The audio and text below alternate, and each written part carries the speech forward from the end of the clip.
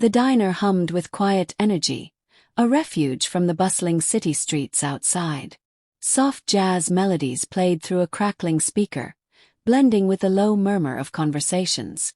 The faint scent of fresh coffee and sizzling burgers filled the air, mingling with the clink of cutlery on ceramic plates. Seated in the farthest corner, a man ate alone.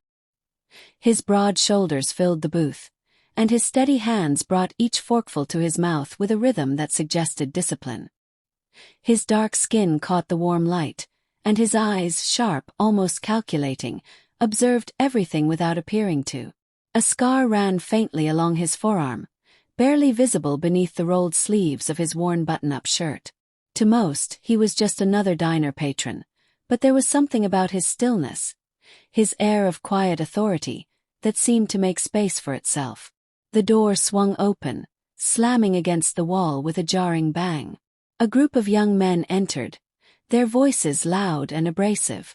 They carried an air of entitlement, the kind that turned heads for all the wrong reasons. Their leader, a wiry man with a shaved head, scanned the room with a sneer that made the air feel heavier. Conversations stilled as the diners collectively held their breath. The man in the corner didn't flinch. He continued eating, his eyes flickering toward the group only briefly before returning to his plate. The gang spread out, taking over 2 tables near the center, their laughter harsh and grating.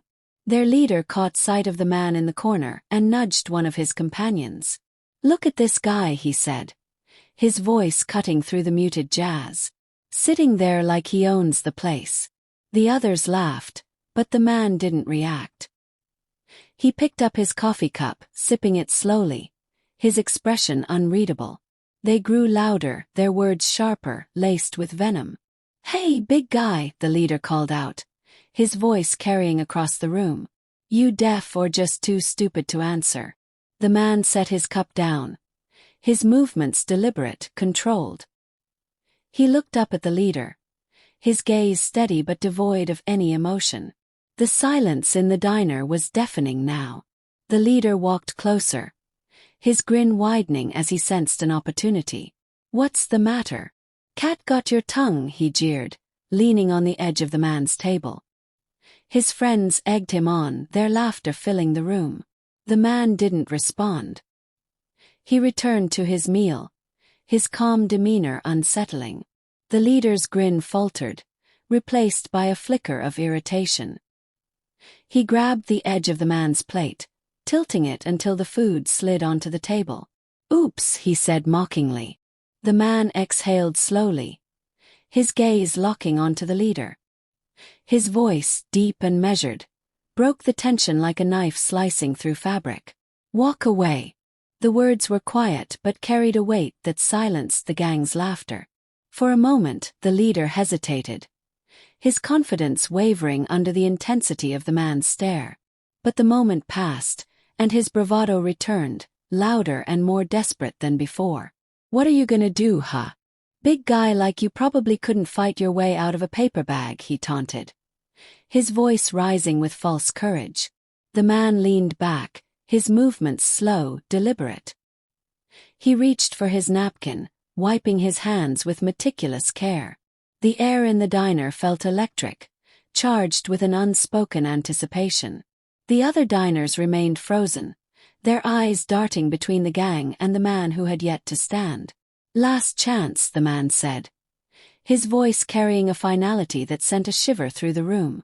But the gang only laughed, oblivious to the storm brewing in the calm. The gang had barely stumbled out of the diner when murmurs began to ripple through the room. A waitress approached cautiously, her voice trembling with gratitude and worry. "Are you okay?" she asked. The man gave a single nod, his hands steady as he reached for the napkin he had left folded on the table. His demeanor hadn't changed. To him, the encounter seemed as routine as finishing a meal. He wiped his hands with precision, a faint mark on his forearm catching the light, a symbol etched into his skin, faded but unmistakable to those who knew its meaning. From a booth nearby, a man whispered to his companion, his voice barely audible but laced with recognition. "That guy's not just anyone. He's military for sure. His friend leaned closer, eyes wide. You think? Look at him, the first man said, gesturing subtly. The way he moved, trained. I'd bet money he's ex-Marine. Maybe even special forces. The whispers grew, spreading among the diners. The man in the corner didn't seem to notice or care. He calmly stacked his utensils on his now empty plate. His attention focused inward as though he were already miles away from the chaos. The door chimed open again. A lone officer entered, his badge catching the overhead light. He paused, taking in the overturned chairs, the broken table, and the subdued tension still hanging in the air.